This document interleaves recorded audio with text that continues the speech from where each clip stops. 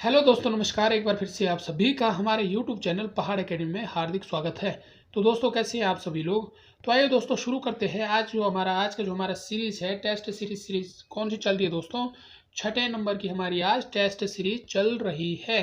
तो शुरू करते हैं दोस्तों, बिना किसी देरी के साथ। यहाँ पर आपको जो है काफ़ी अच्छे प्रश्न देखने को मिलेंगे।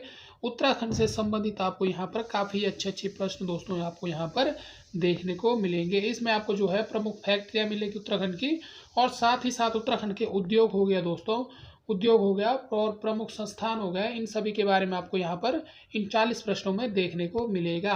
तो शुरू करते हैं दोस्तों बिना किसी देरी के साथ। तो ये रहा दोस्तों पहला जो प्रश्न है कि क्षेत्रीय मिट्टी अन्वेषण प्रयोगशाला किस जिले में स्थापित है। तो किस जिले में स्थापित है दोस्तों क्षेत्रीय मिट्टी अन्वेषण प्रयोगशाला।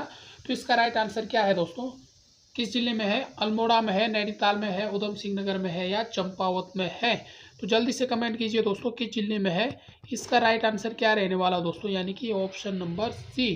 कहाँ पर देखने को मिलेगा दोस्तों आपको, उधम सिंह नगर में आपको देखने को मिलेगा। क्या क्षेत्रीय अन्वेषण प्रयोगशाला आपको कहां पर देखने को मिलेगा दोस्तों, उधम सिंह नगर में देखने को मिलेगा। अगला जो प्रश्न आता है दोस्तों, प्रश्न नंबर 2 है कि विश्व बैंक की सहायता से राज्यों में पर्यावरण सुरक्षा हेतु 2 प्रयोगशालाएं कहां स्थापित की गई है। तो कहां पर है दोस्तों, जो पर्यावरण सहायता हेतु सुरक्षा के लिए जो 2 प्रयोगशालाएं खोली गई है उत्तराखंड में, कहां कहां पर खोली गई है। इसका राइट आंसर क्या है, देहरादून और हल्द्वानी में, या हरिद्वार और देहरादून में, या नैनीताल और देहरादून में, या बागेश्वर व देहरादून में। तो जल्दी से बताइए दोस्तों कहां पर खोली गई है, यानी कि इसका राइट आंसर क्या है, ऑप्शन नंबर को देहरादून और हल्द्वानी में खोली गई है। तो अगला प्रश्न आता है दोस्तों, उत्तराखंड राज्य में फल संरक्षण केंद्र कहाँ स्थित है। तो कहाँ स्थित है दोस्तों, भीमताल में है, रामगढ़ में है, झिरोली में है या मुक्तेश्वर में है। तो इसका राइट आंसर क्या रहने वाला है दोस्तों, कहाँ पर है, जल्दी से कमेंट कीजिए। तो इसका राइट आंसर है दोस्तों ऑप्शन नंबर बी। कहाँ पर देखने को मिलेगा आपको, रामगढ़ में देखने को मिलेगा। ऑप्शन नंबर बी दोस्तों इसका राइट आंसर है। तो रामगढ़ कहाँ पर है दोस्तों, रामगढ़ जो है कहाँ पर है, नैनीताल में स्थित है। कहाँ पर है, नैनीताल में दोस्तों यह स्थित है। तो अगला जो प्रश्न आता है दोस्तों, प्रश्न नंबर 4 आता है, सूची ख का मिलान कीजिए। एक साइड आपकी दोस्तों फैक्ट्री दे रखी है और दूसरे साइड दोस्तों इससे संबंधित जो है स्थान दिए हुए हैं। तो जल्दी से दोस्तों आपको देख लेना है कि कौन सा जो फैक्ट्री कहाँ पर स्थित है। तो सबसे पहले दोस्तों सबसे जो इजी लगे यहाँ पर, जो भी आपको यहाँ पर जो ऑप्शन दिए हैं, तो सभी को पता है भारतीय हैवी इलेक्ट्रॉनिक लिमिटेड कहाँ पर है, भेल कहाँ पर है दोस्तों, हरिद्वार में है। तो हरिद्वार में दोस्तों इसका मिलान क्या है, यानी कि जो घ है आपका क्या है, 3 है। तो घ का 3 भी आपको जहां पर भी नजर आए दोस्तों, वही जो है आपका राइट आंसर है। कहां पर नजर आ रहा है दोस्तों, ऑप्शन नंबर डी में आपको घ का 3 नजर आ रहा है। तो इसका राइट आंसर क्या रहेगा दोस्तों, क्या रहेगा, 4 का, यानी कि ऑप्शन नंबर डी ही दोस्तों इसका राइट आंसर है। तो देख लेते हैं दोस्तों फिर भी।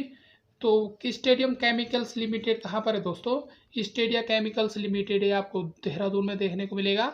और कुआला सीमेंट फैक्ट्री दोस्तों आपको राजपुर में देखने को मिली। राजपुर का है, देहरादून में। और दोस्तों जो हिंदुस्तान मशीन टूल्स है HMT, यह कहाँ है दोस्तों, HMT भी आपका रानीबाग में स्थित है। तो इन सभी को दोस्तों आपको जो है अच्छे से नोट करते हुए चलना है। अब बढ़ते हैं दोस्तों आगे की ओर। आगे जो अगला जो हमारा प्रश्न आता है कि रूस के सहयोग से स्थापित एंटीबायोटिक्स दवाइयां बनाने का कारखाना उत्तराखंड में कहाँ स्थित है। तो कहाँ स्थित है दोस्तों, सबसे पहले तो यह किसके सहयोग से बनाया गया है, रूस के सहयोग से। तो कहाँ पर देखने को मिलेगा दोस्तों आपको, इसका राइट आंसर क्या है, ऋषिकेश में, नैनीताल में, देहरादून में या टिहरी गढ़वाल में। तो ये कहाँ पर देखने को मिलेगा दोस्तों, एंटीबायोटिक्स जो दवाइयों का कारखाना है यह आपको ऋषिकेश में देखने को मिलेगा।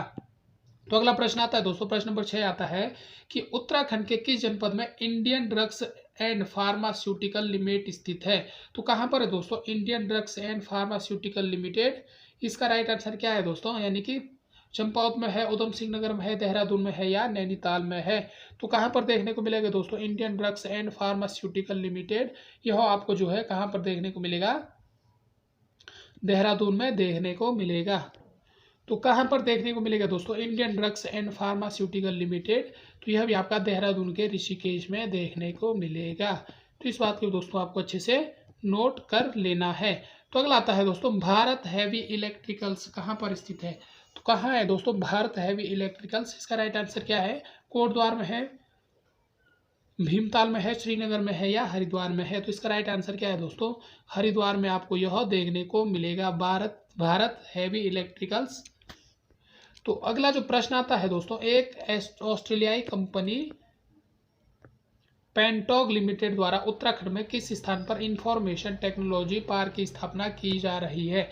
तो कहाँ पर की जा रही है दोस्तों, देहरादून में, पंतनगर में, लाल कुआं या अल्मोड़ा में। तो इसका राइट आंसर क्या है दोस्तों, देहरादून में जो है इसकी स्थापना की जा रही है। तो अगला प्रश्न आता है दोस्तों कि उत्तराखंड में स्थित मसूरी की लाल बहादुर शास्त्री अकादमी निम्नलिखित में से किससे संबंधित है। तो किससे संबंधित है दोस्तों, आईपीएस प्रशिक्षण से है, आईएएस प्रशिक्षण से है, वन अनुसंधान से है या इनमें से कोई नहीं। तो किससे संबंधित है दोस्तों, आईएएस प्रशिक्षण से जो है इसका संबंध है। तो स्थापना की बात करें दोस्तों, जो लाल बहादुर शास्त्री प्रशासनिक इसकी जो स्थापना की बात करें मसूरी में हुई है। कब हुई दोस्तों, 1 सितंबर 1959 को जो है दोस्तों इसकी स्थापना हुई है। 1 सितंबर 1959 को इसकी स्थापना हुई है दोस्तों। कहाँ पर है, मसूरी में यह स्थित है। प्रारंभ में दोस्तों जब इसका नाम क्या था, प्रारंभ में जो है इसका नाम जो है राष्ट्रीय प्रशासनिक अकादमी था। जब इसकी स्थापना हुई तब इसका नाम क्या था, राष्ट्रीय प्रशासनिक अकादमी जो दोस्तों इसका नाम था। लेकिन 1972 के बाद दोस्तों इसमें जो है लाल बहादुर शास्त्री शब्द जोड़ा गया। कब जोड़ा गया, 1972 में जो है इसमें दोस्तों लाल बहादुर शास्त्री शब्द जोड़ा गया और यह बन गया क्या दोस्तों, लाल बहादुर शास्त्री प्रशासनिक अकादमी। कहाँ पर स्थित है दोस्तों, यह जो है मसूरी में स्थित है। और यहाँ पर दोस्तों जो है और 1993 में एक बात आप नोट कर लेना दोस्तों, 1973 में जो है फिर से जो है इसका नाम बदल कर क्या रखा गया, लाल बहादुर शास्त्री राष्ट्रीय शब्द है दोस्तों वो कब जोड़ा गया, 1973 में। पहले इसका नाम क्या था दोस्तों, जब इसकी स्थापना हुई थी 1959 में, तब इसका नाम था राष्ट्रीय प्रशासनिक अकादमी। और 1972 में इसका नाम क्या हुआ दोस्तों, लाल बहादुर शास्त्री प्रशासनिक अकादमी। और 1973 में दोस्तों जो है लाल बहादुर शास्त्री राष्ट्रीय प्रशासनिक अकादमी जो है इसका नाम रख दिया गया। तो इस बात को दोस्तों आप नोट कर लेना है, किससे संबंध है, आईएएस के प्रशिक्षण से दोस्तों इसका संबंध है। तो और चलते दोस्तों बढ़ते हैं आगे की ओर। अगला जो प्रश्न आता है कि भारतीय सैन्य अकादमी कहाँ पर है दोस्तों, भारतीय सैन्य अकादमी कहाँ पर देखने को मिलेगी दोस्तों आपको, देहरादून, मसूरी, नैनीताल या इनमें से कोई नहीं। सभी को पता होगा दोस्तों इसका राइट आंसर क्या है। इसका जो राइट आंसर है दोस्तों देहरादून में आपको देखने को मिलेगा। तो भारतीय सैन्य अकादमी जिसे दोस्तों क्या कहेंगे हम, IMA Indian military academy.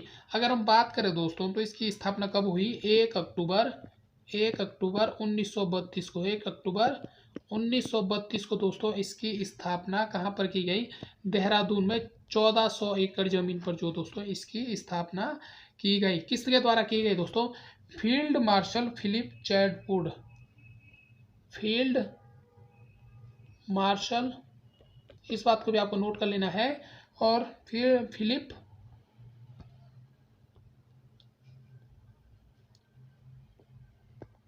Chetwode द्वारा जो दोस्तों इसकी फील्ड मार्शल चैटवुड द्वारा इसकी स्थापना की गई। कब की गई, 1 अक्टूबर 1932 में 1400 एकड़ जमीन पर। कहाँ पर की गई दोस्तों, देहरादून में जो है इसकी स्थापना की गई। और जो प्रथम कमांडेंट है दोस्तों इसमें जो प्रथम कमांडेंट किसे नियुक्त किया गया दोस्तों, ब्रिगेडियर LP कॉलिंस, ब्रिगेडियर, इस बात को भी आपको नोट कर लेना है, ब्रिगेडियर LP कॉलिंस को जो दोस्तों इसका प्रथम कॉलिंस को जो दोस्तों इसका जो है प्रथम ब्रिगेडियर बनाया गया, कमांडेंट बनाया गया है। इस बात को भी आपको अच्छे से नोट कर लेना है। और इसका जो प्रथम बैच था दोस्तों, प्रथम बैच कब आरंभ किया गया, 1 अक्टूबर सन 1932 से 1 अक्टूबर सन 1932 से जो दोस्तों इसका प्रथम बैच आरंभ किया गया। कितने 40 कैंडिडेट के साथ दोस्तों जो है इसका प्रथम बैच आरंभ किया गया। और जिसे क्या नाम दिया दोस्तों, पायोनियर नाम दिया गया। क्या नाम दिया गया, पायोनियर नाम दिया गया। यानी कि जब इसका जो है 1 अक्टूबर, इस अकादमी का प्रथम बैच 1 अक्टूबर सन 1932 में 40 कैंडिडेट के साथ आरंभ किया गया और जिसे जो है दोस्तों पायोनियर का नाम दिया गया। क्या नाम दिया गया, पायोनियर का जो है इसमें इसे नाम दिया गया। इस बात को भी आपको अच्छे से नोट कर लेना है।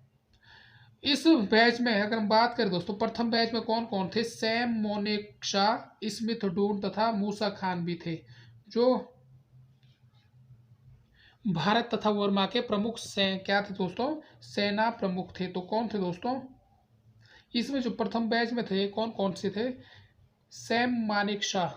प्रथम बैच में कौन कौन थे, सैम मानेकशॉ, इनको भी आपको नोट कर लेना दोस्तों, सैम मानेकशॉ हो गया। और दूसरे कौन थे, स्मिथ डून, स्मिथ डून। और तीसरे थे दोस्तों मूसा खान, मूसा खान। ये तीनों थे दोस्तों इसमें प्रथम बैच के। ये तीनों क्या थे दोस्तों, भारत वर्मा तथा पाकिस्तान के सेना प्रमुख बने।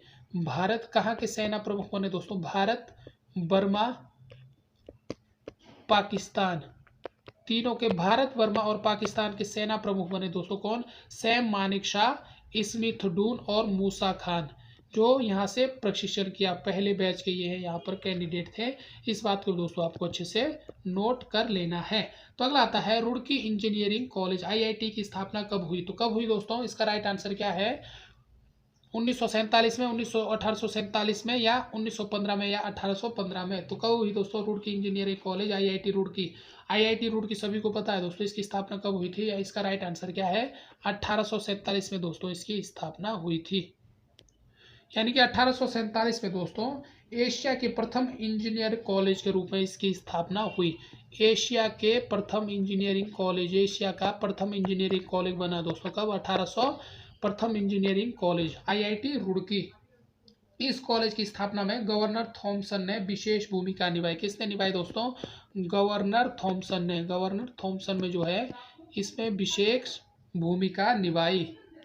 और इसे IIT का दर्जा कब प्राप्त हुआ दोस्तों, IIT का दर्जा जो है इसे 2001 में प्राप्त हुआ। कब हुआ दोस्तों, 2001 में जो है इसे IIT का दर्जा प्राप्त हुआ। और दोस्तों यह देश का जो है 7वां IIT, यानी कि 7वां IIT बना। देश का कितने नंबर का, 7वां IIT बना। कहाँ पर, आपका रुड़की में। यहीं पर आपको दोस्तों रुड़की इंजीनियरिंग कॉलेज, यहीं पर दोस्तों 1960 में जो है भूकंप इंजीनियरिंग विभाग खोला गया।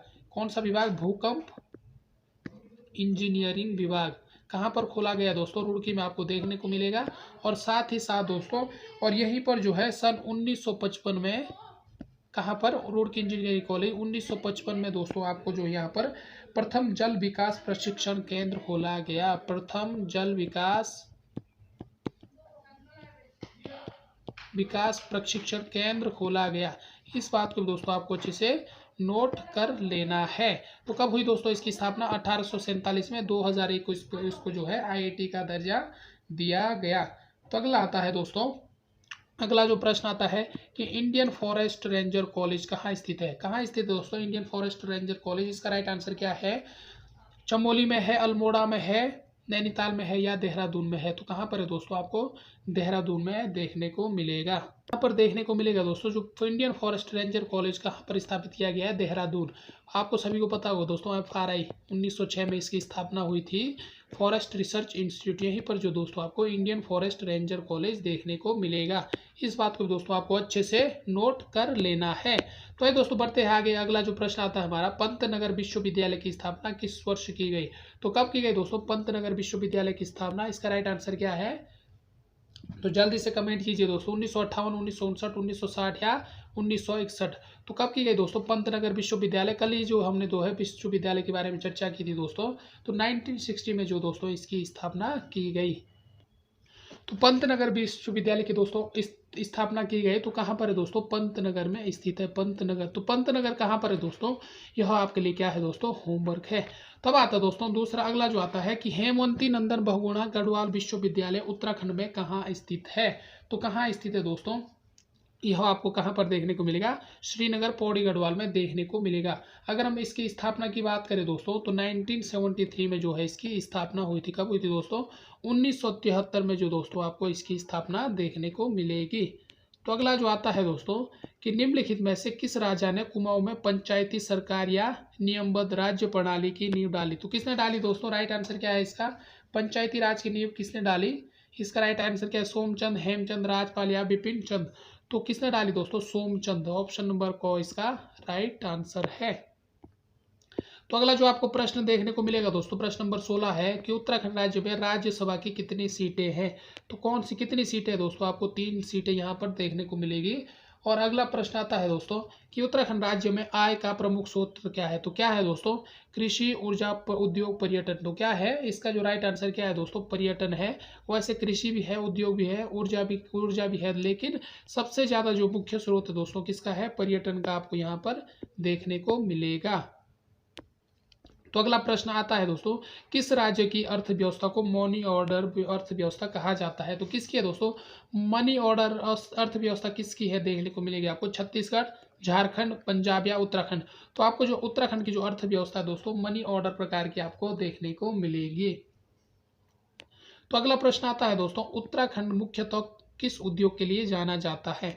तो किस उद्योग के लिए जाना जाता है दोस्तों, सभी को पता है पर्यटन उद्योग के लिए जाना जाता है। तो अगला आता है कि ब्रिटिश सरकार के शासन काल में उत्तर प्रदेश की ग्रीष्मकालीन राजधानी निम्नलिखित में से किस नगर में होती थी।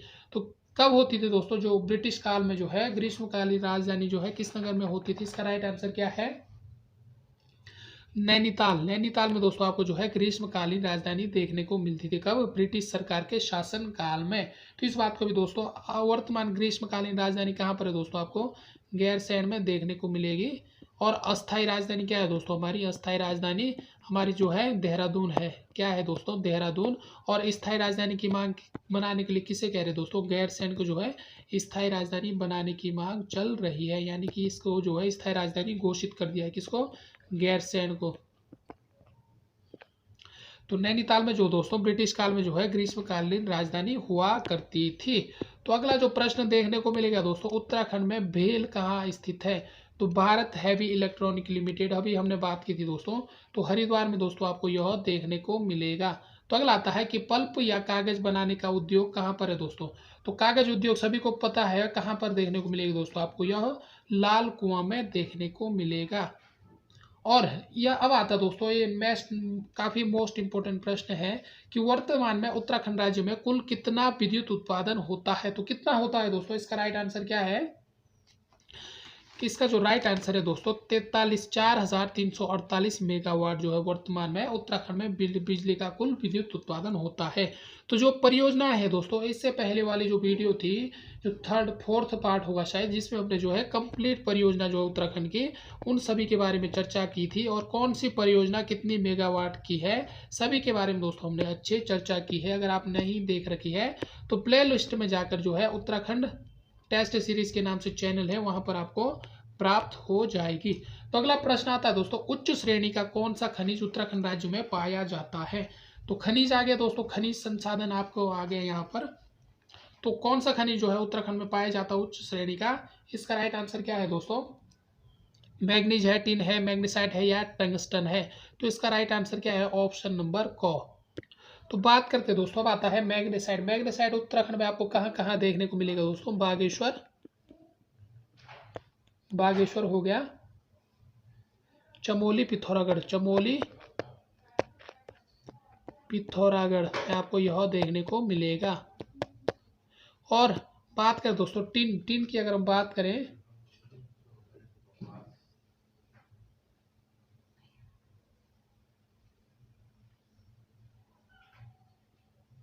टिन की मात्रा दोस्तों उत्तराखंड में आपको उतनी नहीं देखने को मिलेगी। और टंगस्टन की अगर हम बात करें दोस्तों, टंगस्टन आपको कहाँ कहाँ पर देखने को मिलेगा, तो कहाँ कहाँ पर देखने को मिलेगा दोस्तों, टंगस्टन की अगर हम बात करें तो यह जो आपका देहरादून, टिहरी गढ़वाल, पिथौरागढ़, अल्मोड़ा, बागेश्वर, देहरादून, नैनीताल कहाँ पर देखने को मिलेगा दोस्तों, अल्मोड़ा हो गया, अल्मोड़ा, बागेश्वर, देहरादून और नैनीताल, पौड़ी गढ़वाल आदि जगहों में दोस्तों यह देखने को मिलेगा। तो राज्य खनन नीति की शुरुआत कब हुई थी दोस्तों? राज्य खनन नीति कब हुई थी? 4 अप्रैल 2001 को जो है राज्य में खनन नीति की शुरुआत हुई थी। कब हुई थी? 4 अप्रैल 2001 को। इस बात को भी आपको अच्छे से नोट कर लेना है। तो जो खनिज संपदा है दोस्तों, इसके बारे में हमने पहले है जो है काफ़ी अच्छी तरीके से चर्चा की है। अगर आपने वीडियो नहीं देखी दोस्तों तो प्लेलिस्ट में जाकर आप देख सकते हैं। तो अगला प्रश्न आता है दोस्तों कि उत्तराखंड के किस जिले में संगमरमर पाया जाता है? तो कहाँ पाया जाता है दोस्तों? उत्तराखंड में संगमरमर कहाँ कहाँ पाया जाता है? तो जल्दी से दोस्तों आप जो है कमेंट कीजिए, उत्तराखंड में संगमरमर कहाँ कहाँ पाया जाता है दोस्तों? कितना? ये संगमरमर जो है दोस्तों उत्तराखंड में 6000 टन पाया जाता है। कितना पाया जाता है? 6000 टन पाया जाता है। तो इसका राइट आंसर क्या है दोस्तों? 25 का जो राइट आंसर है, यानी कि देहरादून में। संगमरमर कहाँ पर देखने को मिलेगा दोस्तों? आपको जो है देहरादून में देखने को मिलेगा। तो संगमरमर दोस्तों आपको देहरादून में सर्वाधिक देखने को मिलेगा। उसके बाद दोस्तों आपको जो है नैनीताल हो गया, नैनीताल और टिहरी में देखने को मिलेगा। इस बात को दोस्तों आपको अच्छे से नोट कर लेना है। तो अगला जो आता है दोस्तों, अगला जो हमारा प्रश्न आता है, सूची क सूची ख का मिलान कीजिए। एक साइड आपके खनिज संपदा दिए हैं दोस्तों, दूसरा साइड जो आपका क्या दिया हुआ है? डिस्ट्रिक्ट दिया हुआ है। तो अभी बात करते हैं दोस्तों जो डोलेमाइट है, डोलेमाइट, तो इसका राइट आंसर क्या है दोस्तों? डोलेमाइट सबसे ज़्यादा आपको कहाँ पर देखने को मिलेगा? 26 का क्या है दोस्तों? जल्दी से मिलान कीजिए दोस्तों, जल्दी से जो है दोस्तों इसका मिलान कीजिए। तो डोलोमाइट कहाँ पर पाया जाता है दोस्तों? इसका राइट आंसर क्या है? डोलोमाइट, डोलोमाइट दोस्तों आपको कहाँ पर देखने को मिलेगा? देहरादून, सबसे ज़्यादा देहरादून में देखने को मिलेगा। देहरादून हो गया दोस्तों। और कहाँ कहाँ पर देखने को मिलेगा दोस्तों? डोलोमाइट। फिर उसके बाद आपका टिहरी हो गया, टिहरी। फिर उसके बाद पहला देहरादून, दूसरे नंबर पे टिहरी, और तीसरे नंबर पे आपको कहाँ देखने को मिलेगा दोस्तों? पिथौरागढ़, पिथौरागढ़ देखने को मिलेगा। और बात करते हैं मैग्नेसाइट। मैग्नेसाइट दोस्तों कहाँ पाया जाता है? मैग्नेसाइट, मैग्नेसाइट आपको कहाँ पर देखने को मिलेगा दोस्तों? अल्मोड़ा में देखने को मिलेगा। तो मैग्नेसाइट कहाँ पर? अल्मोड़ा, बागेश्वर, चमोली, पिथौरागढ़। तो कहाँ पर देखने को मिलेगा दोस्तों? अल्मोड़ा, बागेश्वर, चमोली और पिथौरागढ़ में दोस्तों आपको यह देखने को मिलेगा। अब बात करते हैं सीसा। सीसा दोस्तों आपको कहाँ पर देखने को मिलेगा? सीसा, सीसा की अगर हम बात करें तो इसका राइट आंसर क्या है दोस्तों? सीसा जो आपको कुमाऊं में देखने को मिलेगा। और जिप्सम दोस्तों आपको कहाँ पर देखने को मिलेगा? जिप्सम आपको गढ़वाल के अंतर्गत देखने को मिलेगा। तो इस प्रकार दोस्तों आप इसका मिलान कीजिए। तो अगला जो प्रश्न आता है दोस्तों, प्रश्न नंबर 27 आता है कि चांदी उत्तराखंड के किस जिले में पाई जाती है? तो किस जिले में पाई जाती है दोस्तों? चांदी उत्तराखंड में कहाँ पाई जाती है? जल्दी से जल्दी आप कमेंट कीजिए दोस्तों, चांदी कहाँ पाई जाती है दोस्तों उत्तराखंड में? तो इसका राइट आंसर क्या है?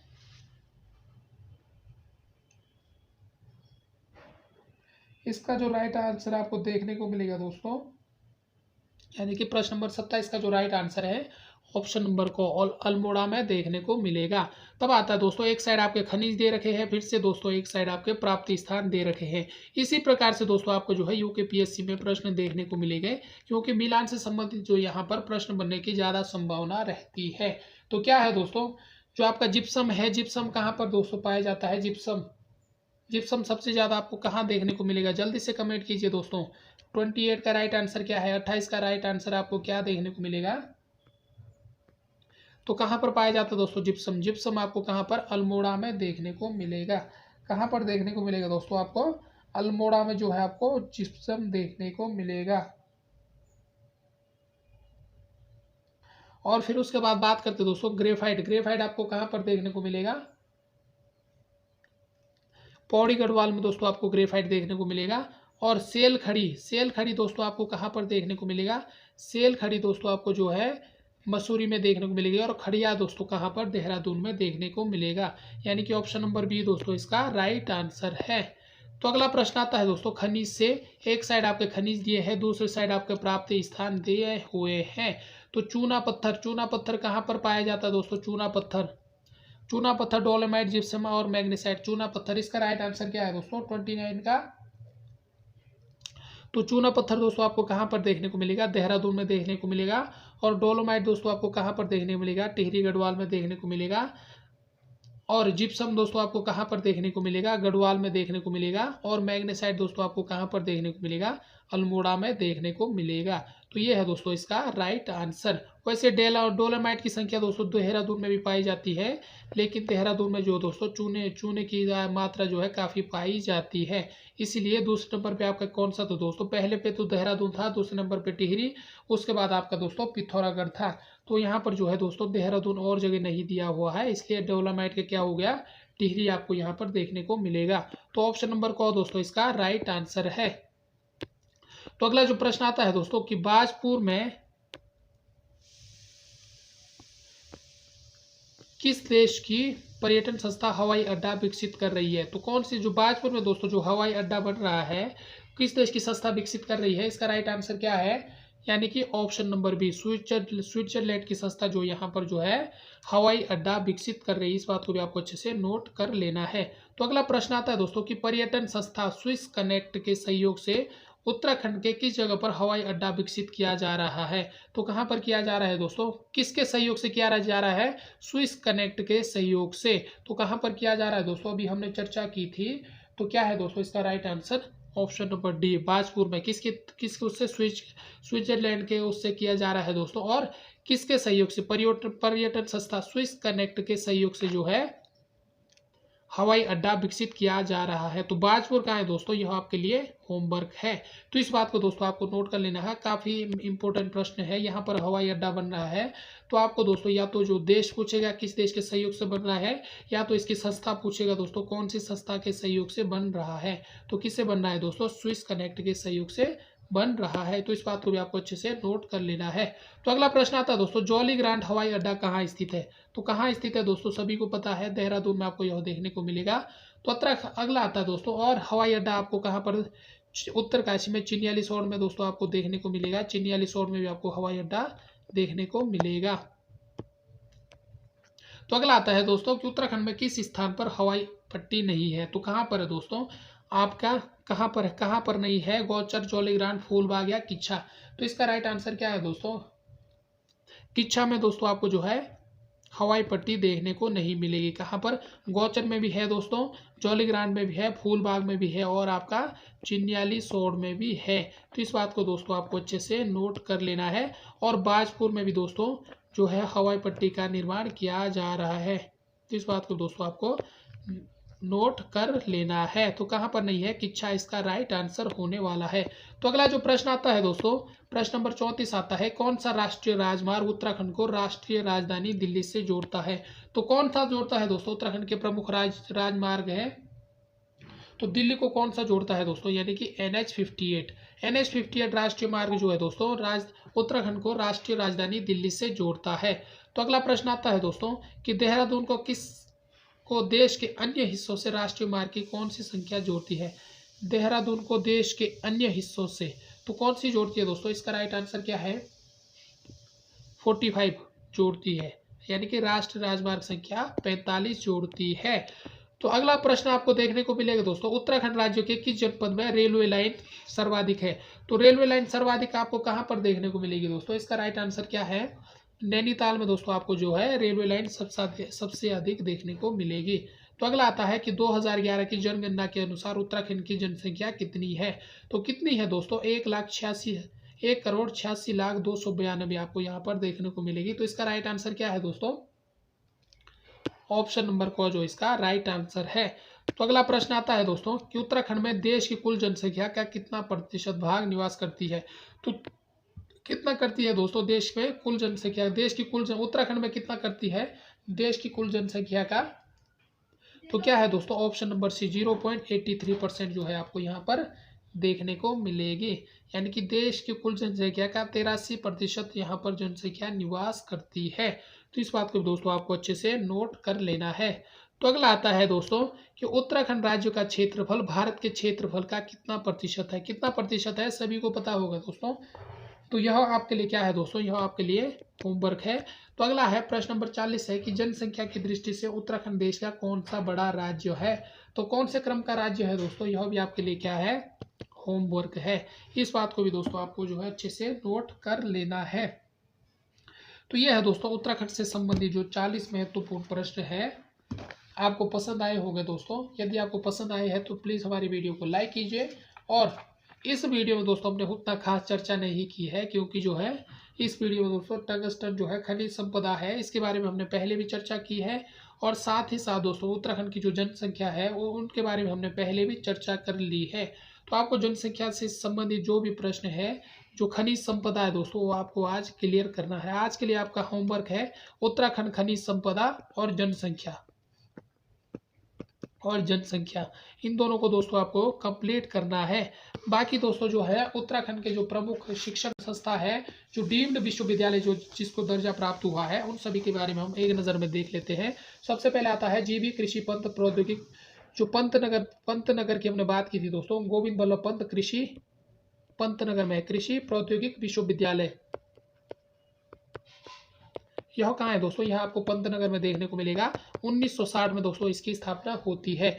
दूसरा आता है दोस्तों गुरुकुल कांगड़ी विश्वविद्यालय। गुरुकुल कांगड़ी विश्वविद्यालय की बात करें, विश्वविद्यालय की अगर हम इसकी बात करें दोस्तों, तो यह आपको हरिद्वार में देखने को मिलेगा। 1962 में जो दोस्तों इसकी स्थापना होती है। तो कहाँ है दोस्तों? गुरुकुल कांगड़ी विश्वविद्यालय, हरिद्वार में। तीसरा आता है दोस्तों Hemwanti HNB Garhwal university. HNB सभी को पता है दोस्तों श्रीनगर में स्थित है। इसको जो दोस्तों डीम्ड विश्वविद्यालय का दर्जा दिया गया है। 1973 में दोस्तों इसकी स्थापना होती है। अगला आता है कुमाऊं विश्वविद्यालय। कुमाऊं विश्वविद्यालय की बात करें, यह आपको नैनीताल में देखने को मिलेगा। कहाँ पर देखने को मिलेगा दोस्तों? नैनीताल में देखने को मिलेगा। और 1973 में दोस्तों इसकी स्थापना होती है। तो अब आता है दोस्तों FRI डीम्ड विश्वविद्यालय। FRI डीम्ड विश्वविद्यालय का है दोस्तों, देहरादून में है। 1991 में दोस्तों इसको यह दर्जा प्राप्त होता है। तो अगला आता है दोस्तों, अगला कौन सा आता है कि Indian institute of technology, IIT की हमने बात की थी दोस्तों। देश का 7वां बना था। कहाँ पर है दोस्तों? रुड़की में है। 2002 में जो है यह जो है इसे दिया जाता है। तो अगला आता है कि देव संस्कृति डीम्ड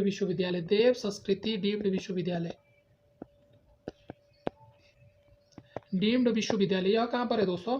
यह भी आपका हरिद्वार में है। कहाँ पर है? हरिद्वार में है। इसकी स्थापना की बात करें तो 2003 में जो है इसकी स्थापना होती है। तो अगला आता है कि पेट्रोलियम एवं ऊर्जा विश्वविद्यालय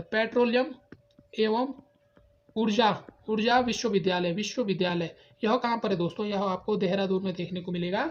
और इसकी स्थापना की बात करें दोस्तों तो 2003 में जो है इसकी स्थापना होती है। कब होती है? 2003 में। तो अगला आता है कि इफाई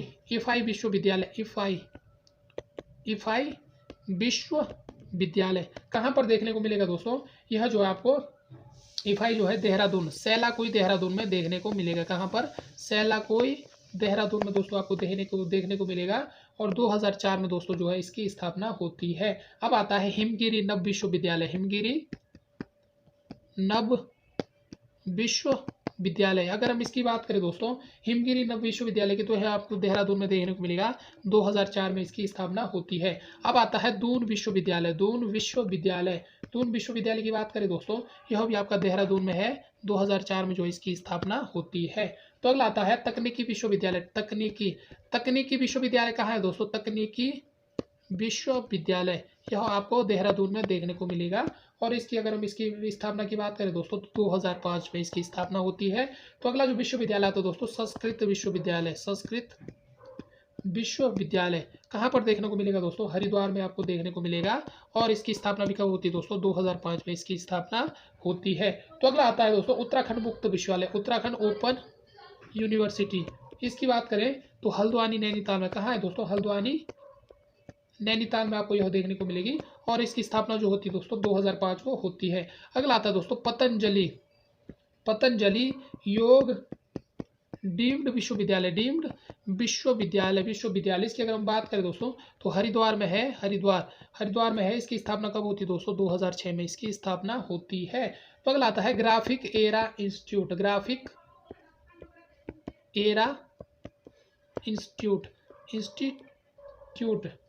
अगर हम इसकी बात करें दोस्तों institute of technology of technology, तो कहाँ पर है दोस्तों, ग्राफिकेरा इंस्टीट्यूट ऑफ टेक्नोलॉजी डीम्ड विश्वविद्यालय, यह आपको देहरादून में देखने को मिलेगा, देहरादून। और इसकी स्थापना की बात करें दोस्तों 2008 में जो है इसकी स्थापना होती है।